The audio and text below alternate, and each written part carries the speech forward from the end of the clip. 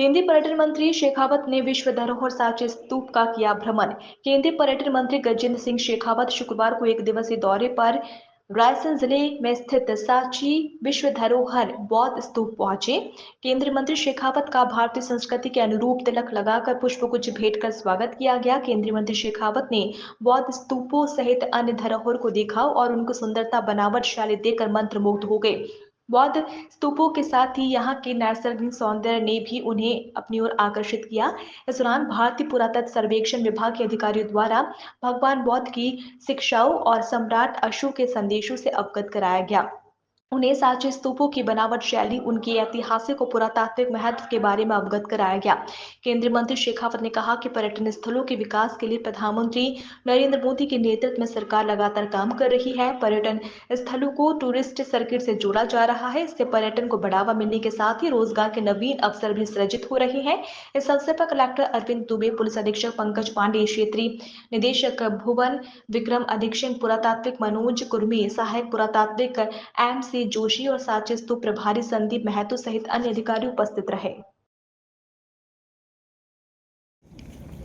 इस सांची के स्तूप पर आकर के मैं जिम्मेदारी के साथ में कह सकता हूं कि भारत की संपत्ति, भारत की बौद्धिक संपदा, भारत का ज्ञान, भारत का ऐश्वर्य और भारत का विकास पूरे विश्व भर के लिए एक आकर्षण का केंद्र था, एक कौतूहल का केंद्र था।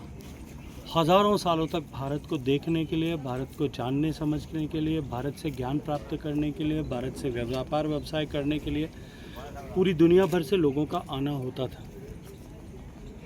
यहाँ आकर के निश्चित रूप से इस गर्व की अनुभूति हो सकती है कि हमारा जो इतिहास कहीं हमारी पुस्तकों में लिखा दबा रखा है वो कितना गरिमामयी था।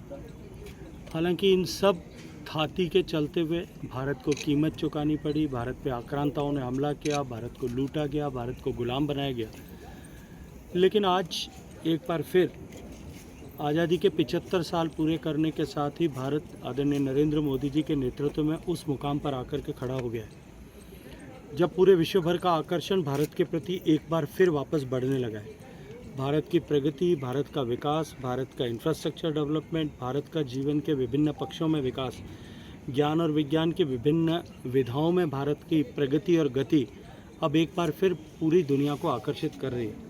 ऐसे में भारत में पर्यटन की असीम संभावनाएं हैं। भारत जिस तरह से आर्थिक दृष्टिकोण से प्रगति कर रहा है और भारत में इस आर्थिक प्रगति के चलते हुए हमारे मध्यम वर्ग का साइज जिस तरह से बढ़ रहा है, भारत में दुनिया का सबसे तेज़ गति से पर्यटन जो है वो विकसित होगा, ये अब निश्चित हो चुका है।